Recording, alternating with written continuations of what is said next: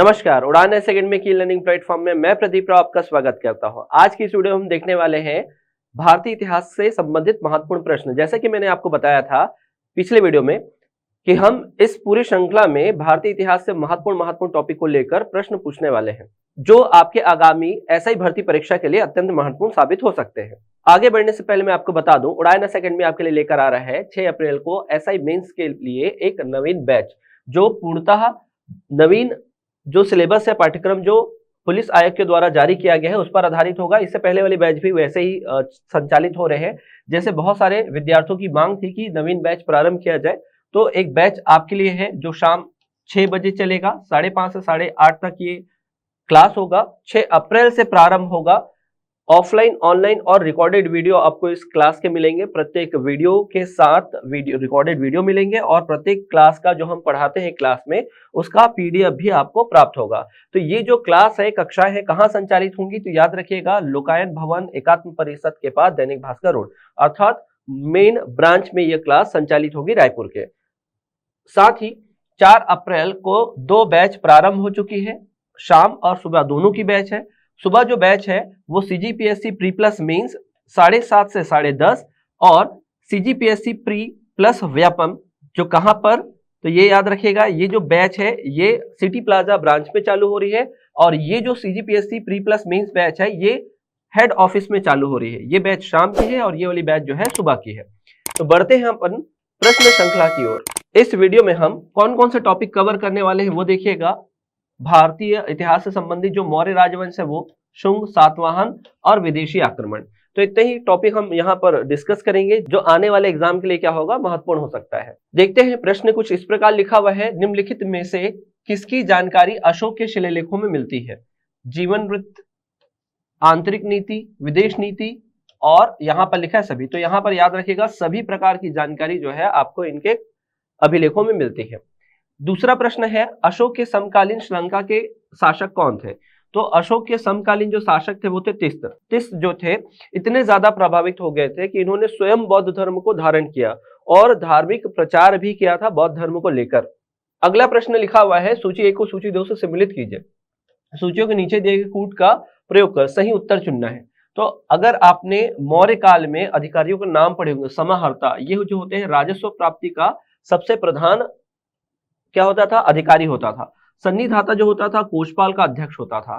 तो अगर ये दो ही आपको अगर मिल जाए तो आप पूरा का पूरा निकाल सकते हैं। देखो पहले का क्या हो जाएगा, ए का 2, तो ए में 2 कहाँ दिख रहा है, यहाँ भी दिख रहा है, यहाँ, और ए का बी का 3, तो बी का 3 यहाँ दिख रहा है। इसके अलावा देखा जाए संस्था अध्यक्ष तो बाजार अधीक्षक होता था, अंतरवंशी का जो होता था राजमहल के रक्षा अधिकारी होता था। तो इससे आप बाकी को मैच कर सकते हैं। तो इसका जो आंसर हो जाएगा क्या हो जाएगा, आपका ए हो जाएगा। अगला प्रश्न आपके सामने लिखा हुआ है, सातवाहन या आंध्र सातवाहन साम्राज्य के संस्थापक कौन है?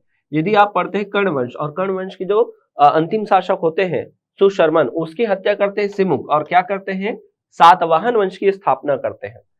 फिर अगला प्रश्न है, अशोक के शिलालेखों पर किस लिपि का प्रयोग किया गया है? तो हमने देखा था अशोक की लिपि पर ना देवनागरी है, ना संस्कृत है, ना गुरुमुखी है। कौन सी लिपि है?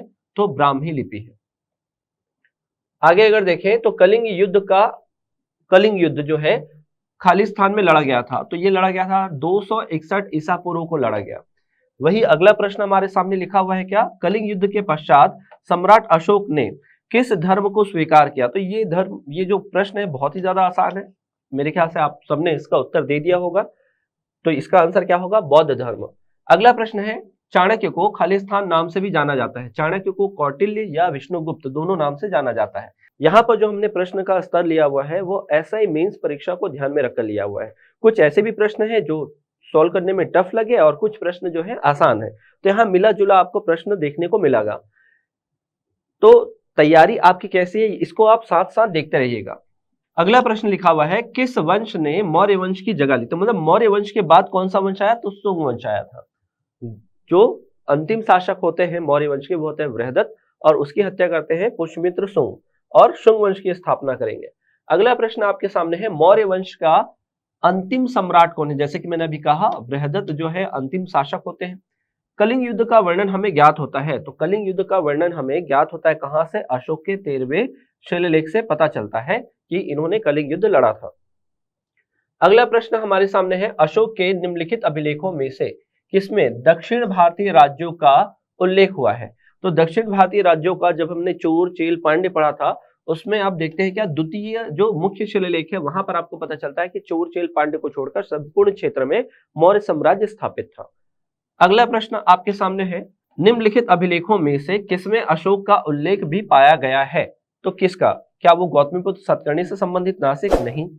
महाक्षत्रप रुद्रदामन का जूनागढ़ अभिलेख? जी हाँ बिल्कुल, यहाँ पर पता चलता है सुदर्शन झील के बारे में जहां पर इनका नाम भी लिया गया है अशोक का।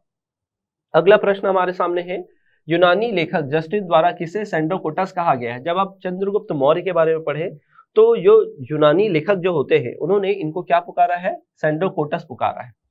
अगला प्रश्न, सम्राट अशोक ने मृत्युदंड को समाप्त कर दिया और अपनी सेना को भंग कर दिया। देखिए सेना भंग करने की जानकारी तो ऐसा नहीं है, तो पहला तो गलत लग रहा है। दूसरा पढ़ते हैं, तो कलिंग युद्ध के पश्चात अशोक क्या है पश्चातापी होकर बौद्ध धर्म बन गए थे। बिल्कुल ऐसा हुआ था। तो केवल कथन दो क्या है, सत्य है। तो ये पहला गलत है, दूसरा क्या है, सत्य। अगला प्रश्न देखते हैं, कौटिल्य के अर्थशास्त्र में किस पहलू पर प्रकाश डाला गया है। तो ये मात्र और मात्र किस पर आधारित है, राजनीति पर आधारित ग्रंथ है। अगला प्रश्न देखिएगा, निम्नलिखित अभिलेखों में से किसमें अशोक का नामोल्लेख मिलता है। तो जब हमने टॉपिक पढ़ा था अशोक के नाम या उपाधियां, तो मैंने आपको बहुत सारे नाम और उपाधि वाले अभिलेख बताए थे। जैसे मैंने मास्की बताया था, गुर्जर बताया था, फिर समानता अभिलेखों में इनका कौन से नाम का उल्लेख मिलता है, ये सब मैंने बताया था। तो अगर आप वो टॉपिक जाके देखें तो आप देखेंगे कि यहाँ पर गुर्जरा में उनके नाम का उल्लेख किया गया है। अगला प्रश्न देखते हैं, क्या लिखा हुआ है, निम्नलिखित में से राज्य के सप्तांग सिद्धांत के अनुसार राज्य का तीसरा अंग कौन सा है। तो आपने क्लास में अगर ध्यान होगा तो राज्य का जो तीसरा अंक होगा वो कौन सा होगा, जनपद होगा। कौन सा, जनपद। वही अगर पहला पूछता तो राजा, दूसरा बोलता तो अमात्य, फिर दुर्ग, कोश, मित्र, लास्ट वाला कौन सा आता है, मित्र आता है। वो सीक्वेंस आप अच्छे से याद कर लीजिएगा, ऐसा भी प्रश्न पूछ सकता है। किसके शासनकाल में डायमेकस भारत आगमन हुआ था। डायमेकस जो थे एंटीयोकस के भेजे गए राजदूत थे, जो कहां से थे, सीरिया से। और ये किनके दरबार में आते हैं, बिंदुसार के दरबार में आते हैं। अगला देखते हैं, निम्नलिखित में से कौन सा अधिकारी मौर्य प्रशासन का भाग नहीं था। देखिए मौर्य प्रशासन में कौन भाग नहीं लेता था, वो था अग्रहारिक। अग्रहारिक जो होता था भूदान से संबंधित अधिकारी होता था। और इस प्रकार के जो अधिकारी कब अस्तित्व में आया था, तो गुप्त काल में अस्तित्व में आया है। फिर देखते हैं अगला प्रश्न, इंडिका का मूल लेखक कौन है। तो मूल लेखक कौन है, मेगास्थनीज। अगले प्रश्न की ओर बढ़ते हैं, क्या लिखा हुआ है, चंद्रगुप्त मौर्य ने अपने अंतिम दिन कहां गुजारे। तो इन्होंने गुजारे कहां, कर्नाटक के श्रवणबेलगोला में। जैन धर्म की दीक्षा ली थी इन्होंने भद्रबाहु से, और अंतिम समय में इन्होंने क्या किया था, संतारा विधि का प्रयोग कर अपने प्राण त्याग दिए थे। अगला प्रश्न है, किस शिला राजादेश में अशोक ने कलिंग युद्ध के हताहतों का उल्लेख किया और युद्ध त्याग की घोषणा की थी। ये प्रश्न ऑलरेडी एक बार पूछा जा चुका है, तो ये इसका आंसर आप दे चुके होंगे। हालांकि यहाँ पर रोमन शैली में लिखा हुआ है, तो कंफ्यूज मत होइएगा। ये 10 है, एक और एक, तो ये कितना हो गया, 13। अगला प्रश्न आपके सामने है, बिंदुसार के शासनकाल के दौरान अशांति कहाँ थी, मतलब अव्यवस्था, अशांति कहां पर स्थापित हुई थी, जिसको समाप्त करने के लिए उन्होंने अपने पहले बेटे सुसीम, फिर उसके बाद अशोक को भेजा था। तो वो कौन सा जगह है, तक्षशिला वो जगह है। आगे देखिएगा, चंद्रगुप्त मौर्य ने सेल्यूकस को किस वर्ष पराजित किया था। जब आप इसके बारे में पढ़े तो पता चलता है कि तक्षशिला के आसपास के क्षेत्रों में चंद्रगुप्त मौर्य और सेल्यूकस निकेटर का क्या हुआ था, युद्ध हुआ था। और ये कहां हुआ था, तो 305 ईसा पूर्व में हुआ था। अगला प्रश्न आपके सामने क्या है, कौटिल्य के अर्थशास्त्र के अनुसार मौर्यकालीन न्याय व्यवस्था में निम्नलिखित न्यायालय अस्तित्व थे। तो यदि आप अच्छे से पढ़ते हैं तो धर्मस्थी जिसका न्यायालय कौन होता था, व्यवहारिक, और कंटक शोधन जिसका न्यायालय होता था कौन, इसका वो होता था प्रदेष्टा, प्रमुख होता था प्रदेष्टा। तो 2 और 4 आपके क्या है, आंसर सही होंगे। अगला क्या लिखा हुआ है, मौर्य काल में टैक्स को चुराने या चोरी करने के लिए इनमें से कौन सा दंड दिया जाता था। तो मैं क्लास में कई बार डिस्कस कर चुका हूं, यहाँ पर एकमात्र दंड दिया जाता था, कौन सा, मृत्यु दंड प्रचलित था। अगला प्रश्न देखते हैं, निम्नलिखित में से किस स्रोत में उल्लिखित है कि प्राचीन भारतीय में दासता नहीं थी, मतलब दास प्रथा नहीं थी। जब हम क्लास में डिस्कस कर रहे थे तो हमने क्या किया था, डिस्कस किया था किस पर, तो अर्थशास्त्र और मेगास्थनीज के इंडिका पर। तो यहाँ पर जब इंडिका पढ़ते हैं तो पता चलता है कि भारत में उस समय दास प्रथा नहीं होने का उल्लेख मिलता है, जबकि अर्थशास्त्र में क्या है, 9 प्रकार के दासों का वर्णन किया गया है। निम्नलिखित में से किस अशोक के अभिलेख में पारंपरिक अवसरों पर पशु बलि पर रोक लगाई गई? और साथ ही क्या कहा गया, ऐसा लगता है कि यह पाबंदी पशुओं के वध पर थी। मतलब एक हिसाब से पशु बलि पर पाबंदी लगाई गई थी, ऐसा कहाँ मिलता है? तो वो कहाँ पता चलता है? पहले ही शिलालेख में पता चलता है। प्रजा मेरी संतान और पशु बलि की हत्या, ये दो चीजों पर ये क्या करते हैं? प्रतिबंध, मतलब ये प्रजा मेरी संतान है कहते हैं और पशु बलि की हत्या पर रोक लगाने की बात करते हैं। दूसरा प्रश्न अगर देखें, अगला प्रश्न, तो क्या लिखा हुआ है? दक्षिणापथ के रूप में सुविख्यात प्राचीन व्यापार मार्ग। तो यहां पर थोड़ा ध्यान दीजिएगा, जो भी मार्ग होता था वो कहां से होकर जाता था? पाटलिपुत्र से जाता था। तो पाटलिपुत्र से ही आपका स्वर्णगिरी की तरफ चलेगा या अजंता की तरफ, यहां से ही क्या चलेगा आपका? पेशावर की तरफ, यहीं से चलेगा उज्जैन की तरफ, यहीं से चलेगा पूर्वोत्तर की तरफ। तो मुख्य रास्ता जो होता था वो पाटलिपुत्र से होकर ही जाता था। अब देखो यहाँ पर पाटलिपुत्र का ही लिखा है क्या? एक में ही लिखा है, अजंता को पाटलिपुत्र से जोड़ता था। फिर आगे देखिए क्या लिखा हुआ है प्रश्न, अर्थशास्त्र में खानों का अधीक्षक को क्या कहा जाता था? खानों का अधीक्षक कहलाता था अकाराध्यक्ष। अगला प्रश्न क्या लिखा हुआ है, निम्नलिखित मौर्य शासक बौद्ध धर्म के अनुयायी थे? तो बौद्ध धर्म के नहीं, दशरथ और अशोक दोनों थे, जबकि बिंदुसार जो थे वो आजीवक वाले थे, आजीवक संप्रदाय को मानते थे, और चंद्रगुप्त मौर्य जो है वो जैन धर्मावलंबी थे। तो ऑप्शन में 1 और 3 कहां मिल रहा है? बी में, तो यही क्या हो जाएगा? आपका आंसर हो जाएगा। फिर देखते हैं मौर्य काल के दौरान शिक्षा का सबसे प्रसिद्ध केंद्र निम्नलिखित में से कौन सा था? शिक्षा का प्रसिद्ध केंद्र कौन सा था? तक्षशिला, जिसमें आचार्य की भूमिका में कौन थे एक समय? तो चाणक्य। अगला प्रश्न देखिएगा, अगला प्रश्न क्या लिखा हुआ है, निम्नलिखित में से किसने और कब पहली बार अशोक के शिलालेखों का अर्थ स्पष्ट किया था? तो मैंने बताया था ढूंढा गया था टील फैंथलर के द्वारा। कब? याद होगा ना, मैंने बताया था क्लास में, टील फैंथलर 1750 के आसपास में इन अशोक के अभिलेख ढूंढे जा रहे थे, लेकिन पढ़ नहीं पा रहे थे। लेकिन 1837 के आसपास में क्या होता है, जेम्स प्रिंसेप इसको पढ़ पाने में क्या पाते हैं? सफलता प्राप्त करते हैं। तो ये जो उसका उत्तर है क्या हो जाएगा? डी। अगला प्रश्न हमारे सामने है, निम्नलिखित में से कौन सा मौर्य युगीन अधिकारी माप तौल का प्रभारी था? तो ये थे कौन? पौतवाध्यक्ष। बहुत इंपॉर्टेंट है, हो सकता है आपके एग्जाम में डायरेक्ट यही प्रश्न पूछ दिया जाए। अगला प्रश्न है हमारे सामने, कौटिल्य का अर्थशास्त्र एक है, तो क्या है वो बताना है। आत्मकथा? जी नहीं। चंद्रगुप्त का इतिहास? नहीं। चंद्रगुप्त के संबंधित नाटक? नहीं। ये था क्या? शासन के सिद्धांतों की पुस्तक थी। जैसे कि एक प्रश्न इस पर आधारित एक ऑलरेडी देख चुके हैं, राजनीति का ज्ञान यहाँ से मिलता है हमें। इसी कारण तो कौटिल्य को क्या बोलते हैं? भारत का मैकियावेली कहते हैं। अगला प्रश्न क्या है, मौर्यों के शासन काल में सिक्के ढालने के लिए निम्नलिखित में से किन पदार्थों का क्या किया जाता था? उपयोग किया जाता था?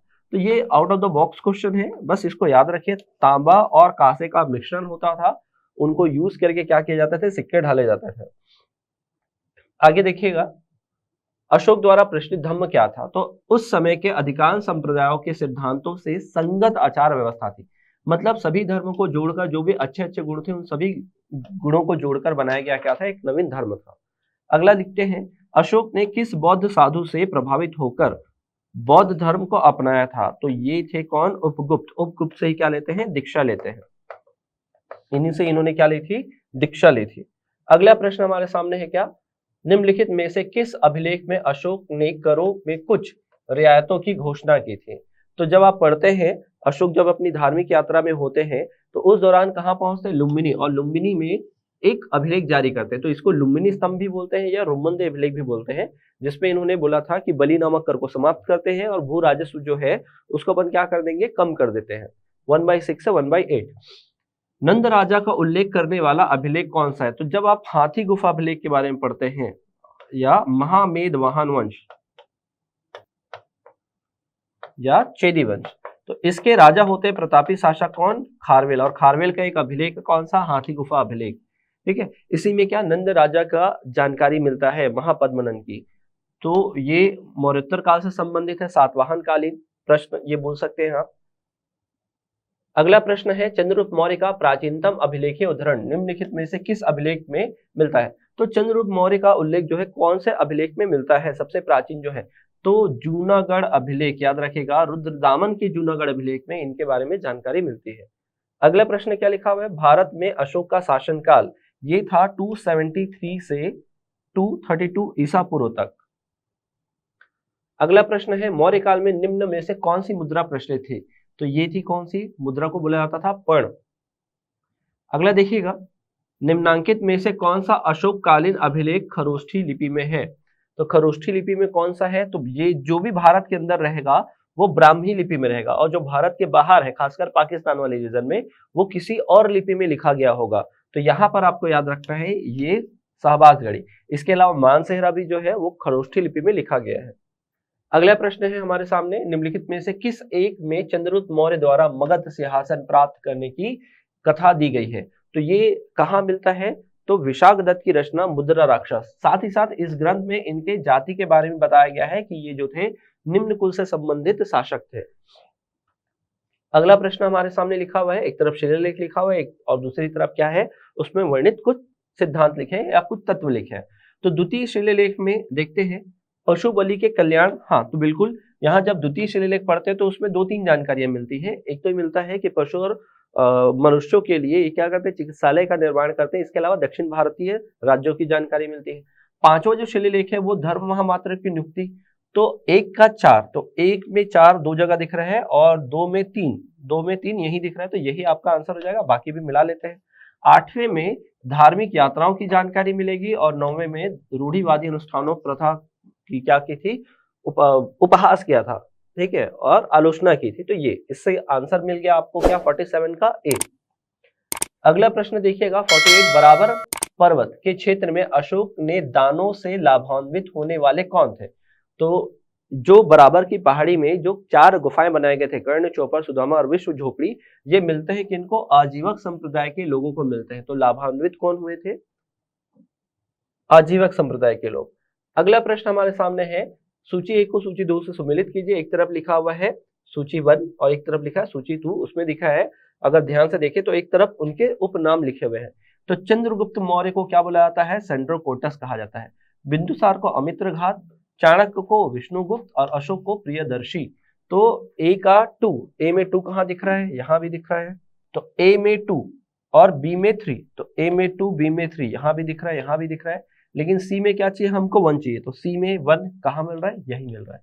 तो यही हो गया क्या आपका आंसर।